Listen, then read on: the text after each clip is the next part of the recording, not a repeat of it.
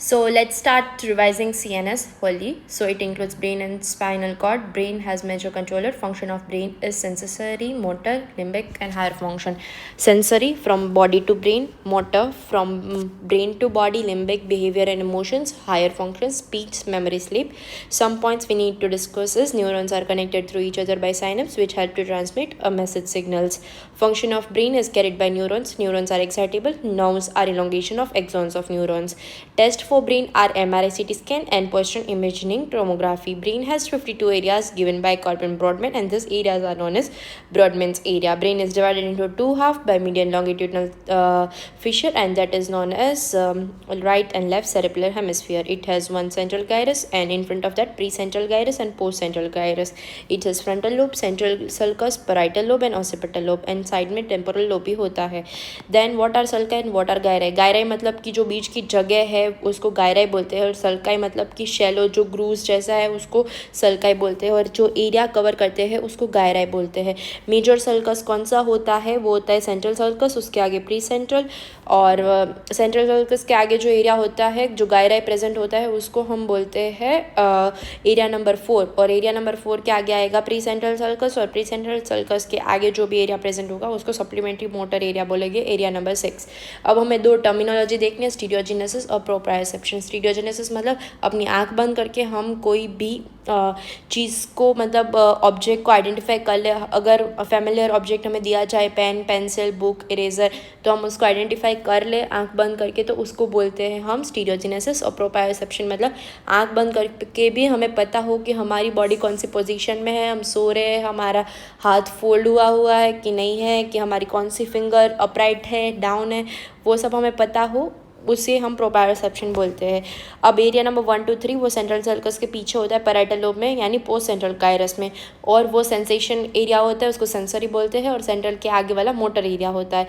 Area number 7 जो कि parietal lobe में होता है वो कहाँ पे होता है? फ्रंटल, ऑसिपिटल और टेम्पोरल लोब जहाँ पे मिलते हैं वहाँ पे होता है, और वो स्टीरियोजेनेसिस के लिए इंपॉर्टेंट होता है, यानी सेंसेशन को कैरी करता है. एरिया नंबर 41 42 43 टेम्पोरल लोब में होता है, उसको ऑस्कुलेटरी कॉर्टेक्स भी बोलते हैं, वो ऑडिटरी कैपेबिलिटीज़ के लिए होता है. एरिया नंबर 17 18 19 विजुअल कॉर्टेक्स बोलते हैं, और वो ऑसिपिटल लोब में होता है विजन के लिए. Area of prosopagnosia. प्रोसोपेग्नोसिया मतलब that we can identify a person by their face, मतलब अलग अलग फेसेस हमें याद रहते हैं कि इसको कहीं देखा था, इसको कहीं देखा था, वॉट एवर टाइप ऑफ, तो उस वो मेमोरी के लिए ये वाला एरिया रहता है. That is inferior surface of temporal, occipital और पैराइटल लोब जहाँ पे मिलते हैं, तीनों का इंफीरियर सरफेस, इंफीरियर में भी मीडियल, इंफीरियर सरफेस में भी मीडियल, ये जो रेड मार्क किया हुआ दिख रहा है वो. अब देखते हैं short note pre frontal lobe पे पूछी जाती है. फिनियस गेज की स्टोरी है, उसमें फर्स्ट फिनियस गेज एक जो था वर्कर था, लेबरर, और वो जो वर्क कर रहा था पटरी पे, तो उसको कुछ रोड लग गई थी, तो उसका प्री फ्रंटल लोब डैमेज हो गया था. उससे पहले उसमें क्या चेंजेस आए, उसके बाद ये लगने के बाद क्या चेंजेस आए, उससे पता चला कि फ्रंटल लोब का क्या क्या फंक्शन होता है. तो वो front of area number 6 in front area number 6 में होता है. प्री फ्रंटल लोब जो होता है एरिया नंबर 6 के आगे होता है. 6 जो होता है वो 4 के आगे होता है, और 4 होता है वो सेंट्रल सर्कस के आगे होता है. इट इंक्लूड्स एरिया नंबर 8 9 10 11 44 45 46, और उसके फंक्शंस है कि मोटर एक्टिविटी को प्लान करता है कॉर्डिक सर्किट के साथ मिलकर. कॉर्डिक सर्किट क्या है हम बेसल गैंग्लिया में देखेंगे. और एग्जीक्यूशन करवाता है वर्किंग मेमोरी का, और working memory is a type of short term memory. Elaboration of thought करता है, और प्रोग्नोस्टिकेशन में हेल्प करता है, यानी कि कौन कौन से कॉन्सिक्वेंसेस हो गए अगर मैंने ये किया, कुछ भी किया तो. Social behaviour, personality development, sensory और इंटेलिजेंस. अभी solving complex mathematical problem is done related to intelligence and carry out multiple tasks at one time. अब अगर प्री फ्रंटल लोब डैमेज हुआ तो प्री फ्रंटल लोब सिंड्रोम होगा. उसमें कौन कौन सी आएगी फीचर्स, जो भी उसका फंक्शन था उसके फीचर्स आएंगे. Loss of the planning programming, unnecessary या यूजलेस एक्टिविटी होगी, ट्रेमर्स आएंगे, वर्किंग मेमोरी और प्रोग्नोस्टिकेशन लॉस हो जाएगा. रेक्टल यूरिनरी इनकंटिनेंस हो जाएगा, क्योंकि उनके पास कोई भी type of social behaviour, personality development के थॉट्स नहीं रहेंगे. एंड फिर उसके बाद आएगा कि they do not follow moral values of main 3 things, that is sex, hygiene and excretion. उनको कोई भी अफेक्शन नहीं रहेगा अपनी फैमिली के साथ, और उनका पेन थ्रेशोल्ड ज़्यादा ही बढ़ जाएगा, और उनको कुछ भी लगेगा तो उनको फील नहीं होगा कि उनको लगा है, तो पेन थ्रेशोल्ड इंक्रीज, और उनको पॉलीफेजिया हो जाएगा, और एक टाइम पे वो एक से ज़्यादा टास्क नहीं कर पाएंगे, वो कंफ्यूज स्टेट में रहेंगे। अब देखते हैं physiology of speech. Physiology of speech में देखते हैं फर्स्ट स्पीच। स्पीच क्या होता है? मीनिंगफुल एक्सप्रेशन ऑफ थॉट्स विया वर्ड्स या तो सिंबल। किसी भी चीज़ को हम कोई भी सिंबल में या तो वर्ड्स के थ्रू समझा सके उसे हम स्पीच बोलते हैं। स्पीच दो टाइप की हो सकती है, किसी की सुना और हमें समझ में आया, that is also a speech. और कोई भी बुक पढ़ रहे और हमें समझ आ रहा है कि वो बोल रहा है, मतलब ऑथर क्या कहना चाहता है, इज़ ऑल्सो अ स्पीच। उसके लिए दो एरिया होता है, ये हमारा एंटीरियर है या पोस्टीरियर है। एंटीरियरली ब्रोकाज एरिया होता है जिसको एरिया नंबर 44 दिया गया है, और पोस्टीरियरली 22 होता है एरिया नंबर वर्निकेज एरिया। वर्निकेज एरिया 22 है तो उसमें क्या कहाँ पे होगा? सुपीरियर पोस्टीरियर टेम्पोरल गायरस के पास। उसमें क्या होगा? Recognition, receiving and comprehension of speech, understanding, वो समझ पाएगा।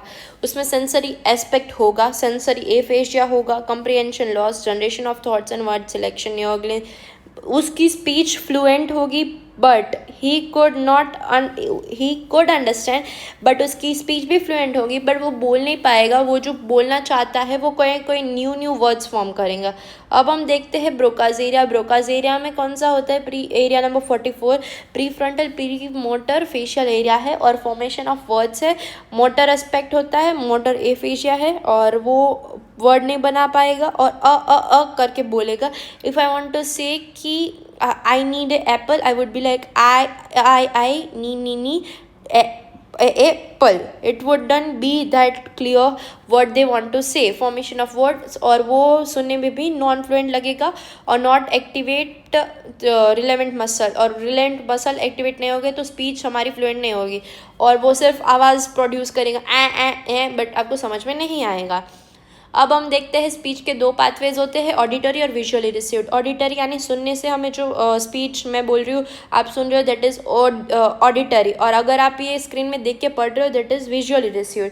अब हम देखते हैं ऑडिटरी में, उसमें आती है 41 और 42 एरिया। वेस्टिब्यूलोक्लियर नर्व जो होती है 8th क्रेनियल नर्व ईयर से लेके 41 वाले एरिया में लेके आएगी। प्राइमरी ऑडिटरी एरिया होता है सुपीरियर टेम्पोरल गायरस के पास, वो परस्यू करेगा साउंड को, फिर एसोसिएटिंग एरिया में जाएगा, फिर उस पर डिसाइड होगी कितनी लाउडनेस पिच फ्रिक्वेंसी से आवाज़ आया है, फिर वर्निकेज एरिया में जाएगा, फिर आर्क्यूएट फेसिकुलस आएगा, उसके बाद ब्रोकाज एरिया में जाएगा और फिर मोटर एरिया में जाएगा और फिर एक्शन होगा। अब देखते हैं विजुअली रिसीव्ड में क्या होगा। उसमें एरिया नंबर 17, 18, 19 जो भी हमने ऑसिपिटल लॉब में देखा था वो प्राइमरी विजुअल एरिया, और 18, 19 होता है वो टेम्पोरल एरिया प्रोसेसिंग एरिया होता है, और ऑप्टिक नर्व होती है वो लेके जाती है एंगुलर गायरस के पास, ये याद रखना है एंगुलर गायरस, एंड उसके बाद वर्निकेज एरिया में, फिर ब्रोकाज एरिया में, और फिर जाता है हमारा मोटर एरिया में। ये क्या क्यों पाथवे क्रिएट करना पड़ता है? क्योंकि वर्निकेज एरिया पीछे है और ब्रोकाज एरिया बहुत आगे, दोनों के बीच को कनेक्शन के लिए एंगुलर गायरस होता है। अब हम देखते हैं एप्लाइड। एप्लाइड में आता है dysarthria, disorder of speech, articulation of word impaired हो जाता है, comprehension of spoken and written speech not affected. उसका कॉज क्या होता है? कोई भी इनकोऑर्डिनेशन ऑफ द मसल्स हो जाते हैं, स्पीच में कोई प्रॉब्लम हो रही है, या तो कोई भी पिरामिडल ट्रैक का लीजन हो गया जैसे कि कोई भी क्रेनियल नर्व का या बेसल गैंग्लिया का, तो भी हो सकता है। एफेजिया मीन्स की रिलेटेड टू स्पीच। अब सेंसरी लॉस और मोटर लॉस में क्या होगा? वर्निकेज एरिया, वर्निकेज एफेजिया सेंसरी में होगा क्योंकि वो एरिया सेंसरी कॉर्टेक्स में प्रेजेंट रहता है सुपीरियर टेम्पोरल गायरस के पास, और उसमें वो बंदा सुन पाएगा पर अंडरस्टैंड नहीं कर पाएगा, वो फ्लुएंटली होगा। एनोमिया होगा, cannot find the proper word to describe, उसके पास नियोग्लिज्म होगा, नए नए वर्ड बनाएगा, उसको डिस्क्राइब करना नहीं आएगा। पैराफेजिया होगा यानी कि इंटेंडेड वर्ड्स और the phrases during effort to speak.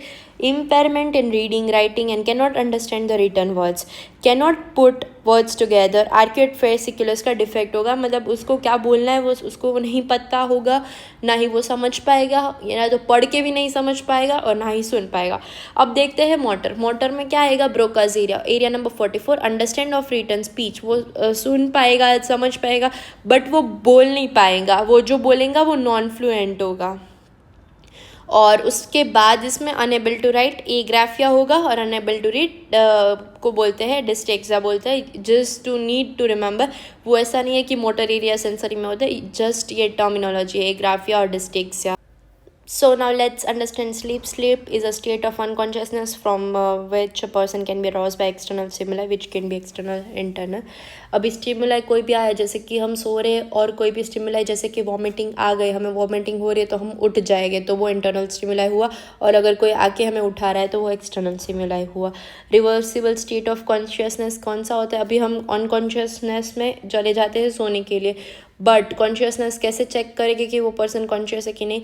उसको कोई भी ऐसा टाइम पूछना है, डेट पूछना है, और उसको पूछना है कहाँ पे हो, किसके साथ हो. That is a thing of consciousness. Types होता है, दो टाइप की स्लीप होती है. नॉन रैपिड आई मूवमेंट जो कि slow wave non rapid NREM बोलते हैं, और रैपिड आई मूवमेंट REM बोलते हैं. 4-5 साइकिल पूरी नींद के दौरान होती है नॉन रैपिड आई मूवमेंट के और रैपिड आई मूवमेंट के. रैपिड आई मूवमेंट वाली 25% होती है और 75% टाइम NREM होती है, और ईच साइकिल 90 मिनट्स की होती है. सो यू कैन कंसीडर 90 × 4 मतलब कर सकते हो. आपकी अल्टरनेट साइकिल हो रही है तो इतना टाइम हमें सोना चाहिए. एडल्ट में 6 to 8 आवर्स के लिए सोना चाहिए. चिल्ड्रन यूनिट में 20 to 22 आवर्स. ओल्ड एज में धीमे धीमे हमारी स्लीप घटती जाती है. Sleep begins with the non REM. अगर हम थके बहुत है तो नॉन रैपिड आई मूवमेंट से हमारी स्लीप स्टार्ट होती है, और इसके लिए बहुत सारी थियोरीज दी गई है. Passive theory of sleep, that is कि हम पूरा दिन थके हैं तो हम सो ही जाएंगे. एक्टिव थ्योरी ऑफ स्लीप में बहुत सारी अलग अलग चीज़ें हैं.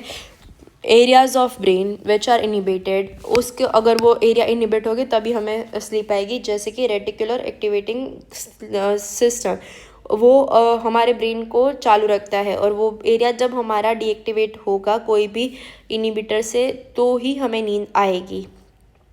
कुछ एरियाज मेडुला ऑब्लोंगेटा में होते हैं, जैसे कि राफे न्यूक्लिया. राफे न्यूक्लिया होते हैं वो स्लीप को इंड्यूस करते हैं. तो जो न्यूक्लियाई स्लीप को इंड्यूस करते हैं उनको स्टिमुलेट होना पड़ेगा, और इनिबिट किसको होना पड़ेगा? जो हमारे ब्रेन को अवेक रखते हैं. तो RAS का हमें करना है इनिबिशन, और ये जो मेडुला ऑब्लोंगेटा में राफे न्यूक्लिया है उसको हमें करना पड़ेगा stimulate for the sleep. Brain में पेप्टाइड्स होते हैं, वो कैसे पता चला? एक्सपेरिमेंट किया गया था. रेबिट को 72 आवर्स के लिए जगाया गया था. उसके बाद क्या किया गया था? उनमें से CSF कलेक्ट किया गया था और पेप्टाइड मिले थे बहुत सारे, म्यूरामाइल पेप्टाइड और नोना पेप्टाइड. सो फिर वो क्या किया गया? वो पेप्टाइड को जो रेबिट अभी सो के उठे थे उनमें डाला गया, तो वो फिर से सो गए. दैट मीन्स कि दिस पेप्टाइड्स इंड्यूसेस स्लीप. अब रोल ऑफ न्यूरोट्रांसमीटर, हमारा जब बैलेंस मेंटेन होगा हमारी हैप्पीनेस और सैडनेस का, यानी कि डोपामाइन, एक्साइटेटरी और इनहिबिटरी न्यूरॉन्स का, तभी हमें स्लीप इंड्यूस होगा. हम ज़्यादा खुश होगे तो भी हमें नींद नहीं आएगी, और बहुत सैड होगे तो भी नहीं नींद आएगी. That is everyone you might be knowing, you have been fail कि कई बार जाना होता है, ज़्यादा खुश होते हैं तो पूरी रात नींद नहीं आती, और अगर हम घर पे है एंड कुछ हुआ है, डेथ वेथ किसी की, तो हमें वो रात नींद भी नहीं आती, because due to the inhibitory neurons. अब हम देखते हैं कैरेक्टर में अप्लाइड देखते हैं. इंसोमेना यानी नींद ना आना, इनएबिलिटी टू स्लीप. हाइपर यानी जो हम सबको फील करते हैं. Somnolence, excessive sleeping. Somnambulism, that is walking in sleep. Sleep apnoea syndrome, मतलब जो आवाज़ होती है, कोई कोई ऐसे नस्कारे बुलाते हैं सोते वक्त, वो. नेक्रोप्लेसी मतलब इनरेजिस्टिबल अर्ज टू स्लिप, जो कि हमें हर बार लेक्चर में होता है. कैटाप्लेक्सी यानी कि paralysed for few suddenly unable to move, मतलब कि उठ के ये सब पैरालिसिस हो जाना और हम ना चल पाए, वो. नॉन रैपिड आई मूवमेंट 100%, 100 में से 75% होती है, और वो मोस्ट रेस्टफुल होती है, क्योंकि नॉन रैपिड आई मूवमेंट में हम ऐसा लॉजिक लगा सकते हैं कि हमारी आई की मूवमेंट नहीं हो रही तो सब चीज़ें बेस लाइन पे होगी. Heart rate, BP, saliva and saliva का सिक्रीशन, ऑल दो सिक्रीशंस. और न्यूरोट्रांसमीटर एडेनोसाइन और सेरोटोनिन होगा. और रियोजरिंग शट डाउन मेमोरीज इसमें इम्प्रूव होती है. जब हम नॉन रैपिड आई मूवमेंट में आते हैं हमारी मेमोरी इम्प्रूव होती है, इसीलिए बोलते हैं कि जब कोई चीज़ का सॉल्यूशन ना मिले सो जाओ. Non rapid eye movement 25 minutes की होती है, वो ड्रीम 25% होती है, वो ड्रीमफुल होती है. उसमें न्यूरोट्रांसमीटर है एसिटाइलकोलाइन और नॉन एड्रेनालिन, वो मेमोरी कंसोलिडेशन में हेल्प करती है. Memory learning of child walk, वो सब जो चीज़ें बच्चे ने की है, जब बच्चा लर्न करता है उसको कैसे चलना है, वो सब का जो न्यूरल गैप बनाना है वो रैपिड आई मूवमेंट वाली में बनेगा. ब्यूरिक्सिज्म यानी टीथ ग्राइंड करते हैं, वो मस्कुलर ट्वीचिंग. और मेल में पेनल इरेक्शन, ये वाले टाइम पे होता है रैपिड आई मूवमेंट वाले में. अब हम देखते हैं मेमोरी। मेमोरी क्या है? Learning plus retention plus recalling is a memory. So if you want to increase your memory, there is no shortcuts. You need to learn, you need to retain that, and the most important thing is you need to recall that. अब देखते हैं types, एक्सप्लीट and इम्प्लीट. एक्सप्लीट यानी कि episodes या तो events जो कि हमारे नज़रों के सामने हुए. इम्प्लीट यानी कि हमारी बॉडी ने उसके सामने रिफ्लेक्स दिया है. शॉर्ट टर्म यानी सेकेंड्स और मिनट्स के लिए जो मेमोरी हमें याद रह गई है 2-3 दिन के लिए, वो शॉर्ट टर्म है. लॉन्ग टर्म में या तो लाइफ टाइम के लिए जो रही है वो. अब लर्निंग देखते हैं. Any stimulus that results in change in behaviour based on past experience. जैसे कि किसी ने आपको कुछ हर्ट किया तो भी आपको याद रहेगा, आपको किसी ने कुछ पनिश किया तो भी याद रहेगा, और आपने क्लास में आंसर दे दिया और आपकी वाह वाह की गई तो भी आपको वो याद रहेगा. That's is into learning.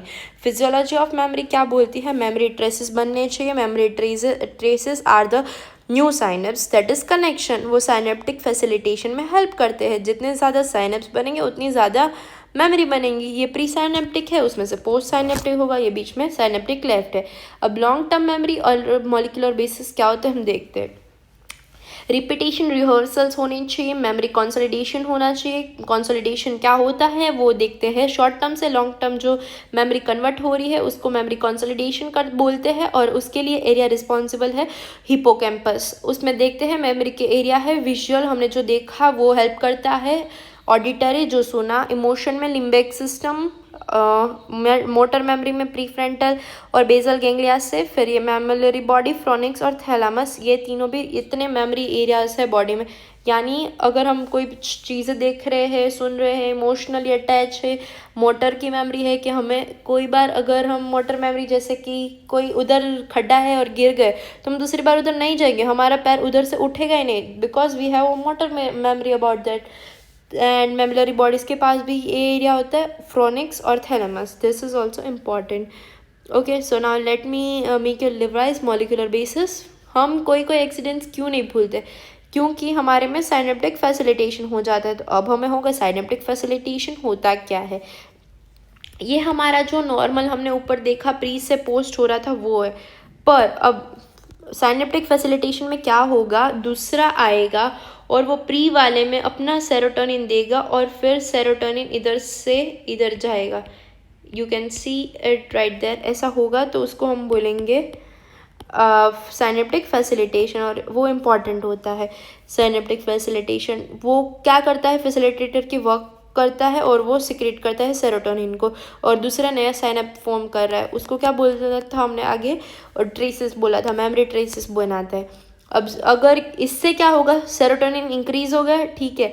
अब सेरोटोनिन इंक्रीज होने की वजह से वो पोटेशियम चैनल को ब्लॉक कर देगा. पोटेशियम चैनल ब्लॉक कर दे तो पोटेशियम का इफ्लक्स नहीं होगा. पोटेशियम का इफ्लक्स नहीं होगा तो कैल्शियम का लेवल प्री साइनेप्टिक में यहाँ पे कैल्शियम का इफ्लक्स बहुत ज़्यादा बढ़ेगा. उसकी वजह से एक्शन पोटेंशियल बढ़ेगा, स्ट्रेंथ बढ़ेगी और ड्यूरेशन बढ़ेगा, जिसकी वजह से हाई एक्शन पोटेंशियल की वजह से हमारा मेमोरी जो होता है वो परमानेंट मेमोरी बन जाता है. इधर से सेरोटोनिन आया, उसने K+ को ब्लॉक किया तो K+ बाहर नहीं जा पाया, तो उसकी वजह से हमारे सोडियम का भी लेवल इंक्रीज़ हो गया. सोडियम का लेवल इंक्रीज़ होने की वजह से एक्शन पोटेंशियल बढ़ गया और स्ट्रेंथ बढ़ गई, ड्यूरेशन बढ़ गया, जिसकी वजह से परमानेंट मेमोरी स्टोर हो गई. मेमोरी कंसोलिडेशन क्यों इम्पॉर्टेंट है? क्योंकि वो स्ट्रक्चरल चेंजेस लाता है न्यूरॉन्स में, और न्यूरोट्रांसमीटर की टर्मिनल वेसिकल्स को इंक्रीज़ करता है. उसकी वजह से न्यूरोट्रांसमीटर का रिलीज़ होगा, और जितना ज़्यादा न्यूरोट्रांसमीटर इंक्रीज़ होगा उतना मेमोरी कंसोलिडेशन ज़्यादा होगा, और मेमोरी कंसोलिडेशन की वजह से हमारी परमानेंट मेमोरी ज़्यादा बनेगी. और शॉर्ट टर्म मेमोरी क्या होता है? शॉर्ट टर्म मेमोरी में सर्किट्स बनते रहते हैं, यानी जो भी चीज़ हम ऐसे याद करते रहते हैं कि ये चीज़ ऐसे हुई, कोई भी नंबर हम रट रहे ऐसे 2-3 बार की 93939393, तो एक ऐसा टाइम होगा कि ये सर्किट ब्रेक हो जाएगा और हम भूल जाएंगे. इधर से ऐसे जा रहा है, इधर से ऐसे जा रहा है, इधर से ऐसे जा रहा है, सब चीज़ें इधर से इधर हो रही है वो सर्किट में, जब तक हम वो चीज़ें रिवाइज़ कर रहे हैं. जब हम रिवाइज़ करना बंद कर देंगे और 2 घंटे बाद कोई हमें नंबर पूछेगा तो हम भूल जाएंगे, क्योंकि ये सर्किट हमारा ब्रेक हो गया होगा. भूल गए, loss of memory, that is amnesia. दो टाइप के होते हैं, एंट्रोग्रेड और हेट्रोग्रेड। एंट्रोग्रेड में मतलब कि कोई एक्सीडेंट हुआ उसके बाद का चीज़ें याद नहीं रहती, उसको याद करने में डिफ़िकल्टी होती है, उसको सब A to Z पढ़ाना रहता है कि ये करो ये करो। और रेट्रोग्रेड यानी कि कोई पर्सन जो होता है वो उस इंसिडेंट के पहले की सब चीज़ें भूल चुका होता है, कैसे उसका एक्सीडेंट हुआ था, कैसे उसका ये सब लॉस हुआ, वो सब। अब हम चालू करते हैं हाइपोथैलेमस। हाइपोथैलेमस में पहले न्यूक्लिया देखेंगे, उसके कनेक्शन देखेंगे, उसके फंक्शन देखेंगे, उसके अप्लाइड देखेंगे और उसका रेगुलेशन देखेंगे। अब हम देखते हैं, फर्स्ट हमारे स्टार्ट करते हैं हम न्यूक्लिया से। न्यूक्लिया 3 टाइप में होते हैं, एंटीरियर, मिडल और पोस्टीरियर। एंटीरियर वाले पैरासिम्पैथेटिक होते हैं, पोस्टीरियर वाले सिम्पैथेटिक होते हैं। एंटीरियर में anterior nuclei, pre optic, supraoptic, paraventricular और सुप्राकाइस्मेटिक होता है। मिडल वाले में dorsal medial, ventral medial, lateral और ट्यूबरल होता है। और पोस्टीरियर वाले में पोस्टीरियर और मेमिलरी होता है। अब हम देखते हैं कनेक्शन। कनेक्शन 2 टाइप के होते हैं, हाइपोथैलेमस में जो इन्फॉर्मेशन लेके आता है और इफरेंट यानी कि हाइपोथैलेमस से इन्फॉर्मेशन लेके जाएगा। हाइपोथैलेमस में जो इन्फॉर्मेशन लाएगा वो होता है basal ganglia, thalamus, frontal cortex, limbic system और रेटिकुलर फॉर्मेशन। और जो लेके जाता है वो होता है thalamus, brain stem, spinal cord और बेसल गैंग्लिया। अब उसके फंक्शंस देखते हैं। फंक्शन में होता है vegetative function, endocrine function, autonomic, ओलिम्बिक और अदर फंक्शंस। और हमें एंडोक्राइन तो पता ही होता है, एंडोक्राइन में सब हाइपोथैलेमस से कंट्रोल करता है। तो एंडोक्राइन वाले में सब एंडोक्राइन जो हो एंडोक्राइन फिजियोलॉजी में हमें देखा था वही हमें लिख देना है। अब हम देखते हैं लिम्बिक या तो कोई और फंक्शन, वो हम लिम्बिक वाले में देखेंगे। और ऑटोनॉमिक में भी हमने देख लिया था पैरासिम्पैथेटिक सिम्पैथेटिक का डिफरेंस, सो उसमें भी वही आएगा। Main is vegetative function. Vegetative function यानी कि जो ज़रूरत होते हैं वो फंक्शन क्या करता है, डेली रिक्वायर्ड तो वो वाले फंक्शन, जैसे कि रेगुलेशन ऑफ फूड इनटेक, तो उसमें 2 न्यूक्लियस आएंगे। लेटरल न्यूक्लियस जो हंगर का काम करता है, डोर्सोमीडियल जो सटाइटी सेंटर होता है। तो हंगर हमें सटाइटी सेंटर जब हमारा ब्लॉक होगा तब हमें भूख नहीं लगेगी, और जब सटाइटी हमारा ब्लॉक नहीं होगा तब हमें भूख लगेगी। This is regulated by lateral nucleus and dorsomedial nucleus. यानी कि ब्लड ग्लूकोज जब कम होगा तब हमें सटाइटी सेंटर लॉस हो जाएगा इनिबिशन का और हंगर पे, और हमें पॉलीफीजिया है तो हाइपरफीजिया होगा। और तो सटाइटी सेंटर होता है वो हमेशा इनिबिट करता है हंगर को, और जब सटाइटी का लॉस हो जाएगा तब हमें भूख लगेगी। उसमें पहली ग्लूकोस्टैटिक थ्योरी आती है, उसमें आता है ब्लड ग्लूकोज, जो कि ग्लूकोज रिसेप्टर सेंस करता है लेटरल न्यूक्लियस के द्वारा। यानी कि जब ब्लड ग्लूकोज का लेवल बढ़ेगा तब सटाइटी सेंटर जो होता है वो इनिबिट करेगा किसको, हमारे हंगर सेंटर को। लाइपोस्टैटिक थ्योरी है कि लिपिड का जब स्टोरेज होगा एडिपोज टिश्यू में तब वो हमारा हार्मोन स्टोर करेगा, लेप्टिन, जो कि हमारा बॉडी वेट को लूज़ करने में, थीनिंग में हेल्प करेगा। अगर लेप्टिन का रिसेप्टर खराब हो गया तो क्या होगा, वो कुछ बॉडी में वो थीनिंग नहीं करवाएगा और हम ओबेज हो जाएंगे। थर्मोस्टैटिक थ्योरी होती है कि जब बॉडी टेम्परेचर कम रहता है तब हमें भूख ज़्यादा लगती है, बॉडी टेम्परेचर ज़्यादा होता है तब हमें सटाइटी सेंटर वो फूड मतलब ब्लॉक रखता है हंगर को, यानी हमें भूख कम लगती है। तो इसको हम उससे भी देख सकते हैं कि जब विंटर होता है, टेम्परेचर कम होता है तो हमें भूख ज़्यादा लगती है in compare to summer. Create peptide theory है कि गट में से बहुत सारे पेप्टाइड रिलीज होते हैं जो इनिबिट या तो रिलीज करवाते हैं, डिक्रीज फूड इनटेक करवाते हैं, वो CRH कोर्टिकोट्रोफिन रिलीजिंग हार्मोन होते हैं, अल्फा MSH है, और कोकेन एमेटिफाइन रेगुलेटिंग हार्मोन है CARH। एंड फिर दूसरा है इंक्रीज करवाते हैं न्यूरोपेप्टाइड Y, ऑरिक्सिन A, ऑरिक्सिन B और ग्रेलिन। और लेप्टिन जो है वो न्यूरोपेप्टाइड Y को इनिबिट करता है। रेगुलेशन ऑफ थर्स्ट भी ये करता है, कौन सा न्यूक्लियस, लेटरल न्यूक्लियस जो थर्स्ट सेंटर होता है, फिजियोलॉजिकली बैलेंस करने के लिए कि इतनी प्लाज्मा ऑस्मोलैरिटी मेंटेन होनी चाहिए।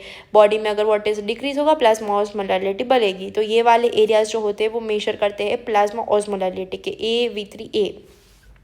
वो स्टिमुलेट करेगी लेटरल न्यूक्लियस को, थर्स्ट को डिक्रीज करेंगे और बॉडी टेम्परेचर को मेंटेन करेंगे।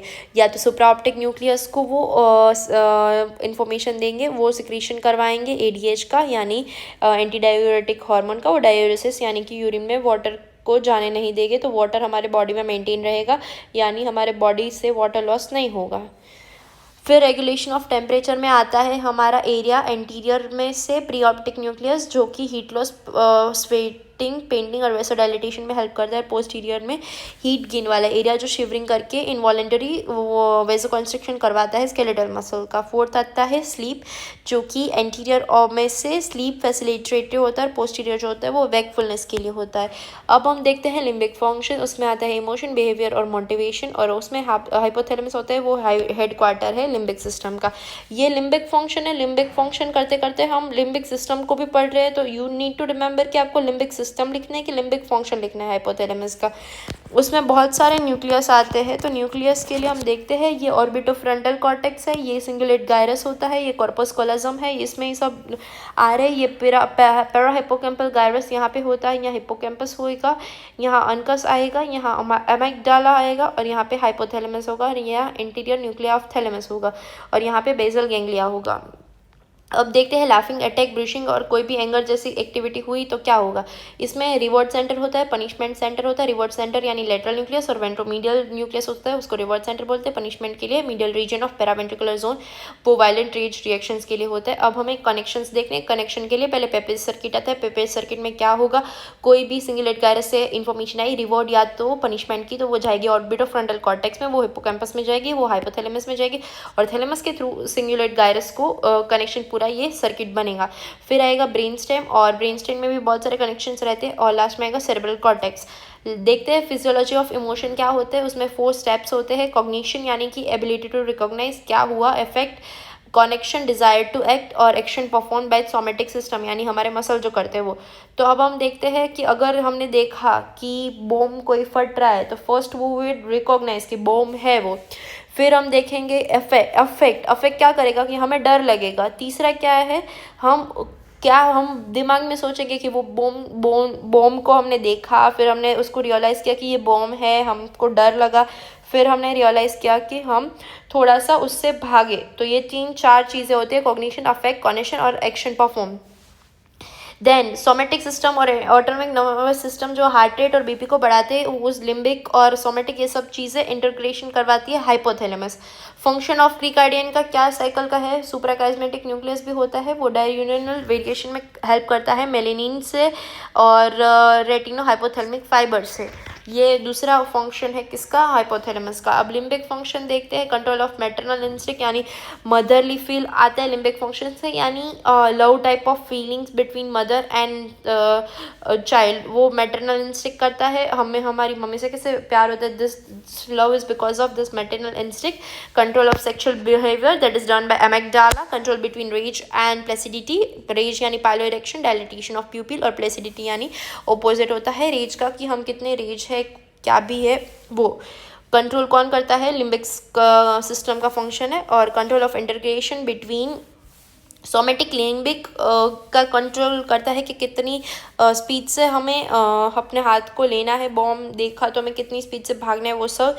फिर true emotions are difficult to control, फिर कनेक्शन विद सेरेब्रल कॉर्टेक्स, क्योंकि सेरेब्रल कॉर्टेक्स के साथ बहुत सारे उसके कनेक्शन है, तो हम बहुत बार रो देते हैं। हम क्यों रो देते हैं, क्योंकि ट्रू इमोशंस होते हैं वो डिफ़िकल्ट होते हैं होल्ड करने के लिए। अब हम देखते हैं sham rage. Sham rage is something type of a pseudo rage that is hypothalamus में डिकॉर्टिकेशन और सेरेब्रल कॉर्टेक्स होता है, और माइंड पेरिफेरल स्टिमुलेशन भी हमें रेज रिएक्शन कोई भी इंसान में देखने को मिलता है। अब देखते हैं सेरेबेलम। सेरेबेलम में आता है cerebellar hemisphere, silent areas of brain होता है, उसको हम बोलते हैं साइलेंट एरिया ऑफ ब्रेन इसलिए बोलते हैं क्योंकि उसको इलेक्ट्रिकल स्टिमुलाई ईईजी को, वो इलेक्ट्रोएंसेफेलोग्राम को वो वेव नहीं देगा, और डैमेज होगा सेरेबेलम का तो पैरालिसिस नहीं होगा, क्योंकि वो एसोसिएशन मोटर एरियाज है। तो ये याद रखना है हमें कि उसका डैमेज हुआ तो हमें कोई भी टाइप का पैरालिसिस नहीं होगा, पर हमें थोड़ा सा पार्ट अफेक्ट एटेक्सिया यानी कोऑर्डिनेशन में लॉस हो सकता है, बट हमें पैरालिसिस नहीं होगा। अब देखते हैं न्यूक्लिया। न्यूक्लिया में 4 न्यूक्लिया है, न्यूक्लिया डेंटेटस, न्यूक्लिया एम्बुलाइफॉर्मिस, न्यूक्लिया ग्लोबोसिस और न्यूक्लिया फास्टिजियस। न्यूक्लिया डेंटेटस सेरेब्रोसेरेबेलम बोलते हैं उसको, और एम्बुलाइफॉर्मिस और ग्लोबोसिस को मिला के वेस्टिब्लोसेरेबेलम बोलते हैं, और फेस्टिजियस को स्पाइनोसेरेबेलम बोलते हैं। अब कनेक्शंस देखते हैं, this are the most important thing. उसमें देखते हैं कि कौन कौन से कनेक्शन है और ये हमें याद रखना है। उसमें कनेक्शन में आता है पहले क्लाइंबिंग फाइबर, ये सब उसके afferent connection, efferent connection. Afferent में आता है ओलिवोसेरेबेलर, कॉर्टिकोपोंटोसेरेब्रल फाइबर, रेटिकुलोसेरेब्रल और सेलेनोसेरेब्रल। अब देखते हैं पेरिफेरी से कौन से आते हैं। डोर्सोवेंट्रल और स्पाइनोसेरेब्रल होते हैं, वो असेंडिंग ट्रैक से आते हैं, वो दोनों मिलके मोजेस फाइबर्स बनाते हैं। अब ये जो ओलिवोसेरेबेलर है, ये वाला ओलिवोसेरेबेलर, और हमारा दूसरा है कॉर्टिकोपोंटोसेरेबेलर, वो दोनों मिलके क्लाइंबिंग फाइबर्स बनाते हैं। क्लाइंबिंग फाइबर अब क्या करते हैं, वो एक्साइटेटरी न्यूरोट्रांसमीटर पास करते हैं एस्पार्टेट को, और उससे कहाँ जाता है वो न्यूरोट्रांसमीटर, सेरेबेलर न्यूक्लियाई में जाता है।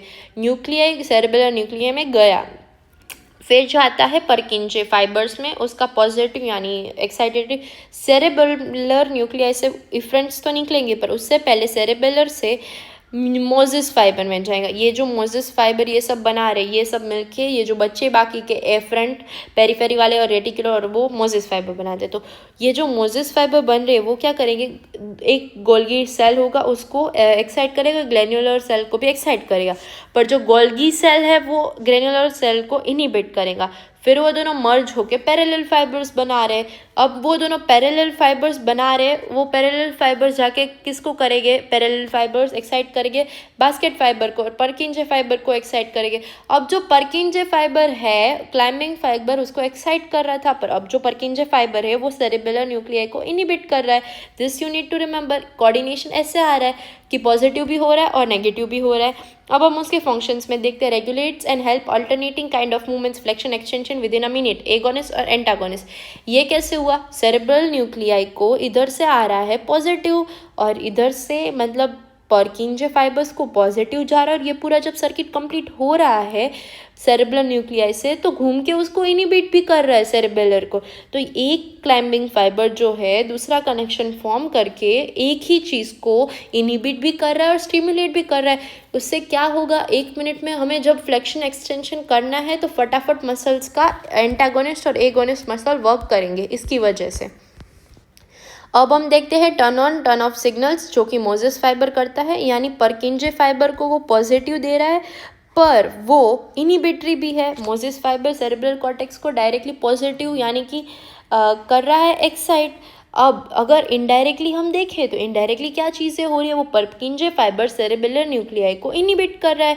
यहाँ पे पॉजिटिव है, ये पूरा इधर पॉजिटिव है, और ये पूरा घूम के जब साइकिल जा रहा है बास्केट फाइबर से परकिंजे तक, तो इसको इनिबिट कर रहा है। तो ये सब मोजेस फाइबर कर रहा है, पॉजिटिव भी जा रहा है और नेगेटिव भी जा रहा है। और वो डैम्पनिंग सिग्नल में हेल्प करता है। ये क्या होते हैं डैम्पनिंग सिग्नल, और मोटर कॉर्टेक्स से सब चीज़ें स्टार्ट हुई, वो सेरेबेलम में भी जाती है। अब हम पढ़ रहे हैं अभी ये, पर वो सेरेबेलम में भी जाती है। तो सेरेबेलम में ये सब चीज़ें कैसे हो रही है, अभी हम जो पढ़ रहे हैं उसमें हमने देखा क्या, ये सब फंक्शन हो रहा है। मोटर कॉर्टेक्स में कोई भी मोटर एक्टिविटी हुई कि मुझे ये हाथ हिलाना है, I need to extend the hand, तो वो मोटर कॉर्टेक्स से डायरेक्ट मसल तक जो एक्टिविटी जा रही थी उसकी इन्फॉर्मेशन हमारी सेरेबेलम तक आई। अब सेरेबेलम देखेगा कि जो मसल एक्टिविटी करनी है वही हो रही है, अगर वो हो रही तो उसे स्टॉप नहीं करेगा। अगर फ्लेक्शन करना था और एक्सटेंशन हो रहा है तो सेरेबेलम थैलेमस को बोलेगा कि इनहिबिट करवा, और थैलेमस इनहिबिट करेगा मोटर कॉर्टेक्स को। और मसल में भी देखेगा, अगर फ्लेक्शन की जगह एक्सटेंशन हो गया तो डोर्सोवेंट्रल ट्रैक हो गए, वो आएंगे और इनहिबिट करेंगे सेरेबेलम को, और सेरेबेलम फिर थैलेमस को, और फिर मोटर कॉर्टेक्स को। ऐसी ये साइकिल चलती है। इसको बोलते हैं कंपैरेटर फंक्शन, यानी कि जो एक्टिविटी होनी थी वो हो रही है कि नहीं हो रही है, उसको बोलते हैं कंपैरेटर फंक्शन। और अगर वो चीज़ नहीं हो रही है तो उसको डैम्प कर देगा, इसीलिए उसका दूसरा फंक्शन है डैम्पिंग सिग्नल। और दूसरा फंक्शन है हैज़ेबिलिटी extra predictive motor function, auditory और विजुअल इम्पल्सेस, यानी कि कौन सी जगह से कितना आवाज़ आ रहा है, किसका आवाज़ आ रहा है, वो हमें पता चल जाता है। उसको बोलते हैं एक्स्ट्रा प्रेडिक्टिव मोटर फंक्शन, कौन सी जगह से कौन सा आवाज़ आ रहा है वो।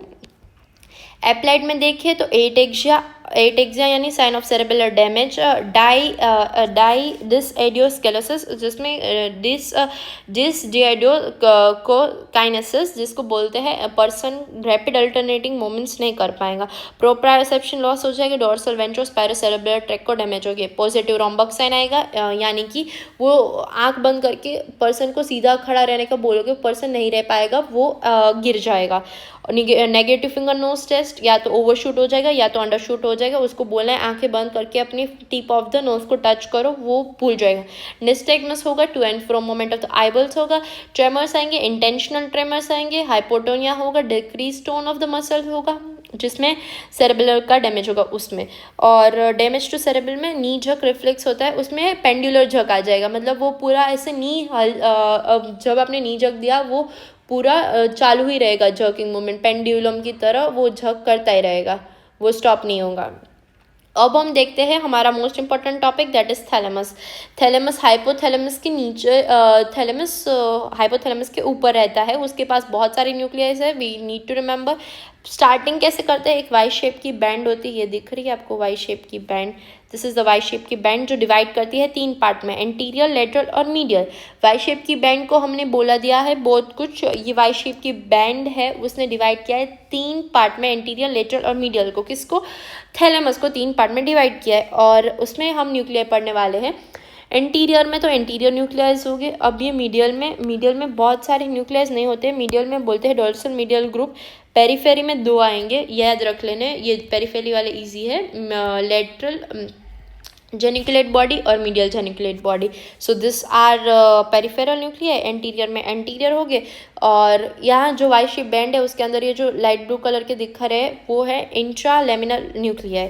अब हम देखते हैं लेटरल वाले में। लेटरल में बहुत सारे, थोड़ा सा कंफ्यूजिंग है तो अभी लेटरल में समझा रहे हो। लेटरल में डिविजन्स हो जाते हैं पहले 4, उसमें कौन कौन से? पहले तो वेंट्रोलेटरल, ये वाला जो है वो वेंट्रोलेटरल है। Ventro anterior, sorry, this is ventro anterior VA, this is ventro lateral.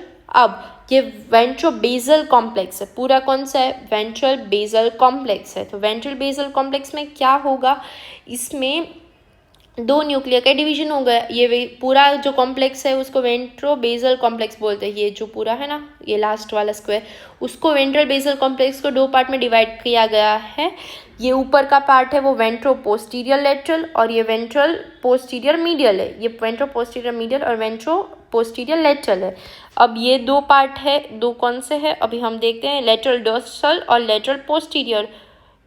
ये लेटरल न्यूक्लियाई है और ये डोर्सोलेटरल पड़े होते हैं। ऐसे हमें न्यूक्लियर का डायग्राम ड्रॉ करना होता है, और यहाँ पे होता है पल्विनार न्यूक्लियाई, पल्मिनार न्यूक्लियाई। और उसमें ये सब न्यूक्लियाई याद रखने, ये सब न्यूक्लियाई का ही है। And the functions are motor functions that are by thalamus. Cerebrum में सर्किट होता है, एसेसरी मोटर रीजन, जो कि वेंटेरो एंटीरियर और लेटरल फंक्शन करवाते हैं। Nucleus major sensory relay centre होता है वेंट्रो पोस्टीरियर लेटरल में, वेंट्रो पोस्टीरियर मीडियल में। Pain is completely pursued at thalamus, तो थैलेमस को डैमेज हो जाएगा तो पेन सेंसेशन लॉस हो जाएगा। और स्पेशल सेंसेस में भी हेल्प करता है, टेस्ट सेंसेशन के लिए वेंट्रो बेसल कॉम्प्लेक्स, विजन के लिए लेटरल जेनिकुलेट बॉडी, ऑडिटरी के लिए medial geniculate body. Papez circuit में था लिम्बिक फंक्शन के साथ, sex rage anterior nucleus of the thalamus sex rage के लिए हेल्प करता है लिम्बिक फंक्शन में। मोटिवेशनल एरिया भी होता है यहाँ पे, और physiology of sleep, wakefulness, reticular reticular activity system में भी होता है, और ये इंट्रालेमिनर होते हैं। तो this was all about cerebellum. Thalamus, hypothalamus देखा, यहाँ पे होता है, देखिए ये कॉर्पस कॉलोजम है, ये यहाँ पे बेसल गैंग्लिया है, ये थैलेमस है, उसके नीचे हाइपोथैलेमस है, यहाँ अमाइगडाला है, इधर हिपोकैम्पस है और सेरेबेलम है। अब हम आगे बेसल गैंग्लिया वो सब पढ़ने वाले हैं, तो लेट्स स्टार्ट डूइंग दैट। तो अब हम स्टार्ट करते हैं मोटर सिस्टम से, जेसनलीन ट्रैक से। एरिया नंबर 4-6 मोटर कॉर्टेक्स के लिए हमने पहले ही पढ़ा, वो इंडिकेट करता है हमारी सब वॉलेंटरी मोटर एक्टिविटीज़ को। प्री फ्रंटल लोब में जो एरिया होता है वहाँ पे मोटर प्लानिंग होती है बेसल गैंग्लिया के साथ, कॉर्डेट न्यूक्लियस के साथ मिलके। कॉर्डेट न्यूक्लियस है वो बेसल गैंग्लिया का पार्ट है। मोटिवेशनल एरिया और बेसल गैंग्लिया मिलके हमारे जनरेशन करते हैं हमारे थॉट्स को। सेरेबेलम कंपेयर करता है ऑनगोइंग मूवमेंट और इंटेंडेड मूवमेंट क्या हो रही है और क्या होनी चाहिए, जैसे कि अभी हम सेरेबेलम से पढ़ के है, और अगर कुछ और दूसरी मूवमेंट हो रही है जो होनी चाहिए तो उसको रेक्टिफाई करता है। अब हम देखते हैं मोटर सिस्टम। मोटर सिस्टम में motor tracts, motor cortex, cortex spinal cord, spinal cord से मसल। मोटर ट्रैक्स हमेशा ही डिसेंडिंग होते हैं, वो सब मस्कुलर एक्टिविटी में हेल्प करते हैं। दो टाइप के ट्रैक्स होते हैं, पिरामिडल और नॉन पिरामिडल। पिरामिडल में 3 टाइप, लेटरल कॉर्टिकोस्पाइनल, कॉर्टिकोबल्बर। कॉर्टिकोबल्बर जो होता है मोटर कॉर्टेक्स से ब्रेन स्टेम तक होता है, कॉर्टिकोस्पाइनल कॉर्टेक्स से लेके स्पाइनल कॉर्ड तक होता है, और एंटीरियर कॉर्टिकोस्पाइनल ट्रैक्ट होता है। और नॉन पिरामिडल ट्रैक्ट कौन कौन से है जो कि पिरामिड का पार्ट नहीं, पिरामिड्स नहीं फॉर्म करते हैं, वो है olivospinal tract, reticulospinal tract, medial longitudinal fasciculus, tectospinal tract, vestibulospinal और रूब्रोस्पाइनल ट्रैक्ट। रेड न्यूक्लियस होता है उसको लिए उसको रेड न्यूक्लियस वाले को रूब्रोस्पाइनल बोला जाता है। और दूसरा क्लासिफिकेशन है बेस्ड ऑन कि कौन कौन से लोकेशन में स्पाइनल कॉर्ड है, वो लेटरल और मीडियल। लेटरली जो प्लेस्ड होते हैं वो रूब्रोस्पाइनल और लेटरल कॉर्टिकोस्पाइनल है, जो कि स्किल्ड एक्टिविटी यानी कुछ भी हमें पकड़ना है, ग्लास पेन पेंसिल, उसको हेल्प करते हैं, यानी कि लिम्ब के डिस्टल पार्ट के लिम्ब के मसल्स को करने के लिए हमारे होते हैं लेटरल मोटर सिस्टम वाले न्यूक्लियर ट्रैक्ट। और बाकी जो ट्रैक ये ऊपर वाले में से जो भी ट्रैक बचे वो आते हैं मीडियन में, वो क्या करते हैं प्रॉक्सिमल मसल की मूवमेंट के लिए हेल्प करते हैं ताकि हमारे बॉडी का पोस्चर मेंटेन रहे। Pyramidal track 1 million of fibre से मिला रहता है, उसमें एरिया नंबर 4 है वो 30% पार्ट प्ले करता है, एरिया नंबर 6 है वो 30% पार्ट प्ले करता है। पर सेंसरी कॉर्टेक्स जो सेंसेशन हमें आई उसको हमें क्या एक्टिवेट करना है, हमें जो सेंसेशन परसीव हुई उसको हमें क्या रिएक्ट करना है मोटरली, उससे हमें कोई भी पेन हुआ फील तो उससे हम हाथ हटा रहे हैं तो वो हमारे सेंसरी कॉर्टेक्स आई वो 40% होता है। उसके बाद जैसे ही सेंसेशन आई उसके बाद ही मोटर एक्टिविटी होती है, यानी सेंसरी मोटर का coordination. Course form fan like structure corona radiata internal capsule genu बनाता है plus posterior 2/3 of the limb. अब हम देखते हैं कॉर्टिकल से सब कॉर्टिकल आते आते वो मिड ब्रेन में सब्सटेंशिया नाइग्रा फॉर्म करता है, पोन्स में आते आते वो पोन्टाइन सेंटर में स्कैटर्ड हो जाता है और मेडुला ऑब्लोंगेटा में यूनाइट करके एंटीरियर सरफेस में आ जाता है मेडुला ऑब्लोंगेटा के, और वो मेडुलरी पिरामिड्स बनाता है। और 20% ऑफ द टोटल फाइबर्स होते हैं वो सेम साइड पे रहते हैं, और 80% जो फाइबर्स होते हैं वो सामने की साइड डिकसेस हो जाते हैं, दूसरे सेरेब्रल हेमिस्फीयर में चले जाते हैं, और कॉर्टिकोबल्बर बोलते हैं। डिकॉजेशन यानी क्रॉसिंग ऑफ फाइबर। टर्मिनेशन कैसे होता है, स्पाइनल कॉर्ड में उसका टर्मिनेशन होता है एंटीरियर हॉर्न को सप्लाई करते करते। 55% सर्वाइकल रीजन में रहते हैं, 25% थोरेसिक में, और 15 to 20% लंबर रीजन में। उसका फंक्शन है voluntary motor, skill movement of lateral corticospinal tract. Anterior corticospinal tract में मीडियल मोटर सिस्टम आता है बॉडी और पोस्चर और इक्विलिब्रियम के लिए, और प्रॉक्सिमल मसल्स के लिए कॉर्टिकोबल्बर होता है वो मस्टल ऑफ मास्टिकेशन को सप्लाई करता है, क्रेनियल नर्व ट्राइजेमिनल नर्व को, और 7th cranial nerve that is facial nerve को सप्लाई करता है। उसमें क्या होगा, एक लिम्ब का अगर कोई भी हुआ तो मोनिप्लेजिया होगा, पैरालिसिस ऑफ वन लिम्ब, ओलिगोपेजिया यानी चारों लिम्ब का पैरालिसिस, हेमिप्लेजिया मतलब हाफ बॉडी का, और पैराप्लेजिया यानी बहुत लोअर लिम्ब का। अब हम देखते हैं बेसल गैंग्लिया, वो डीप इनसाइड द ब्रेन यहाँ पे सिचुएटेड होता है, हम ये देख सकते हैं। देखो ये बेसल गैंग्लिया है, ये जो रेड वाला है वो आगे हमने देखा था वो बेसल गैंग्लिया होता है। अब हम देखते हैं उसका introduction, nuclear connection, functions, applied और एसेसरी मोटर सिस्टम का पार्ट है। इसका मिसनोमर नेम है, इसको गैंग्लिया नहीं बोलना चाहिए था, हमें बोलना चाहिए था उसको न्यूक्लिया, बट हमने गैंग्लिया बोला तो it's a part of ANS होना चाहिए। गैंग्लिया हम ANS में बोलते हैं पर हम CNS पढ़ रहे हैं तो उसको न्यूक्लियस बोलना चाहिए, तो भी ये मिसनोमर है तो भी इसको हम गैंग्लिया बोलते हैं, तो this we need to accept. और ये एसेसरी मोटर सिस्टम का पार्ट है, यानी कि इसका भी पैरालिसिस होगा तो हमारा पूरा मूवमेंट, यानी हमें पैरालिसिस मसल में ये इसका लॉस्ट हुआ, इसके न्यूक्लियस को डैमेज हुआ तो हमें पैरालिसिस नहीं होगा, इसके हमें लॉस से कुछ नहीं होगा, हमारा कोऑर्डिनेशन जो है वो हमारा जाएगा। और सेरेबेलम में भी ऐसा ही हमने पढ़ा था और थैलेमस में भी ऐसा ही होता है, यानी कि उनका फंक्शन क्या है, मूवमेंट को प्रिसाइज, स्मूथ और नॉन झरकी बनाने का। इसके पास 5 न्यूक्लियर होते हैं और उसमें पहला है कॉर्डेट, पुटामेन, ग्लोबस पेटलिडियस, एक्सटर्नस और इंटरनस, सबथेल्मिक न्यूक्लियर और सबस्टेंशिया नाइग्रा, पार्स कॉम्पैक्टा और पार्स रेटिकुलाटा। कॉर्डेट न्यूक्लियर और पुटामेन को दोनों को मिला दे तो उसको बोलते हैं स्ट्राएटम, और पुटामेन और ग्लोबस पेलिडियस को मिला दे तो उसको एनाटॉमिकली लेंटिफॉर्म न्यूक्लियस बोला जाता है। अब हम उसके कनेक्शंस देखते हैं। ये जो डॉटेड लाइन से रिप्रेजेंट किया गया है वो इनिबिटरी है, और जो फुल लाइन से रिप्रेजेंट किया गया है वो एक्साइटेटरी है, वो एफरेंट होते हैं टुवर्ड्स द इफरेंट अवे।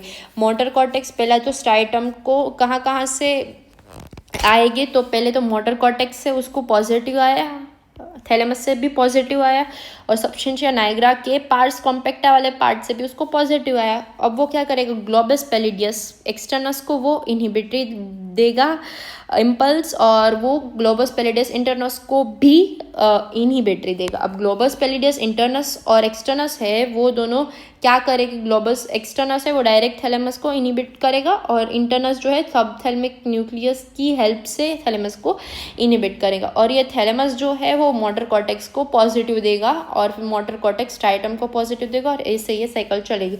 और सब्सटेंशिया नाइग्रा स्ट्राइटम जो होता है वो सब्सटेंशिया नाइग्रा पार्स रेटिकुलेटा वाला को इनहिबिट करता है, पर जो सब्सटेंशिया नाइग्रा का पार्स कॉम्पैक्टा वाला पार्ट है उसको वो स्ट्राइटम को पॉजिटिव देता है। अब हम देखते हैं फंक्शन में पोटामिन और कॉर्डेट सर्किट दो पार्ट में डिवाइड करेंगे। पोटामिन जो है वो कौन कौन से बनता है, वो दोनों स्ट्राइटम बनाते हैं, तो उसके फंक्शंस हम देखते हैं। तो पोटामिन जो होता है maintaining proper body posture for voluntary motor activity, skilled and complex जो एक्टिविटी होते हैं उस हेल्प में करता है। Subconsciousness execution of learn motor activities that, ये सबकॉन्शियस एग्जीक्यूशन कैसे होता है, अगर हम कोई भी साइकिल लेके जा रहे हैं हमारे फ्रेंड के साथ फ़ोन पे बात करते करते, हम सबकॉन्शियसली हमारे फ्रेंड के साथ बात करने में ही हमारा ध्यान है, पर हमारा घर आएगा तो हम हमारी गाड़ी मोड़ लेंगे। वो कैसे मोड़ ली, क्योंकि सबकॉन्शियसली ये मोटर एक्टिविटी जो हमने लर्न की हुई है वो हमारी गाड़ी को मुड़वा देगी कि हाँ हमारा घर आ गया, हमें वो सिग्नल मिल जाएगा कि we need to turn our car. अब हम देखते हैं और अनवांटेड मोटर एक्टिविटी जैसे कि ट्रेमर्स को रिमूव करता है। ये सब पूरा बेसल गैंग्लिया वाला है, ये आप देख लेना कहाँ कौन से न्यूक्लियस होते हैं। एप्लाइड देखते हैं अनवांटेड मोटर एक्टिविटी जैसे कि पार्किंसनिज्म है, उसमें ट्रेमर्स आते हैं और ये ट्रेमर्स जो होते हैं वो होते हैं रेस्टिंग ट्रेमर्स, यानी कि जो रेस्ट पे बॉडी होती है तभी ट्रेमर्स आते हैं। और जो थैलेमस वाले में पढ़ा था वो थे इनिशिएटिंग ट्रेमर्स थे। मास्क लाइक फेस हो जाता है यानी कि एक्सप्रेशन लेस। अब ये देखते हैं रैपिड झर्की मूवमेंट आ जाते हैं, shortless purposeless dance type of flicking movements होती है नेक लेग और फिर की। एथियोसिस क्या होता है, ग्लोबस पैलिडियस में कुछ भी हो जाएगा तो slow worm like longer range snake charm movement होती है। और कोरिया यानी कि डैमेज टू पुटामिन या तो कॉर्डेट सर्किट में। हेमीबेलिस्मस यानी कि wild swinging movement of large group of muscle like an एंटाइलिम, पूरा ऐसे चलते वक्त साइड में लटकता है वैसे, और वो सब थैलेमस को होगा तब डैमेज। कॉर्डेट सर्किट के फंक्शन है conjunctive control of motor activity, planning of programming, determination of time and scale of muscular activity, regulation of tone of muscle, motivation for movement. अब देखते हैं पार्किंसनिज्म में ट्रेमर्स आते हैं रेस्ट पे आते हैं जैसे कि मैंने बोला है, और मूवमेंट जब नहीं कर रहे होगे तब ही आएंगे ट्रेमर्स। और अपर लिम्ब में आएंगे मोस्टली, और पील रोलिंग ट्रेमर्स आएंगे, यानी कि हम कोई भी राई या तो धनिया का दाना लेके अपने हाथ में ऐसे रोल कर रहे हैं, ऐसे टाइप के ट्रेमर्स आएंगे, हमें लगेगा कि वो कुछ अपने हाथ में रोल कर रहा है। ब्रेडिकाइनेशिया क्या होता है, मोटिवेशन डिक्रीज़ हो जाता है हमारा मूवमेंट के लिए, हम ऐसे बैठे ही रहेंगे, और रिजिडिटी आ जाती है, lead pipe type of rigidity आ जाती है, और वो डैमेज करता है डोपामाइन सिक्रेटिंग न्यूरॉन को, सब्सटेंशिया नाइग्रा को, और उसकी वजह से हम दुखी रहेंगे। और ट्रीटमेंट के लिए हम लेवल ऑफ डोपामाइन को इंक्रीज़ कर सकते हैं, एल डोपा या तो आइसोडोपा दे सकते हैं। So it was all about descending tracts, basal ganglia, mostly हमने सब पार्ट कवर कर लिया है CNS का। Thank you so much for watching.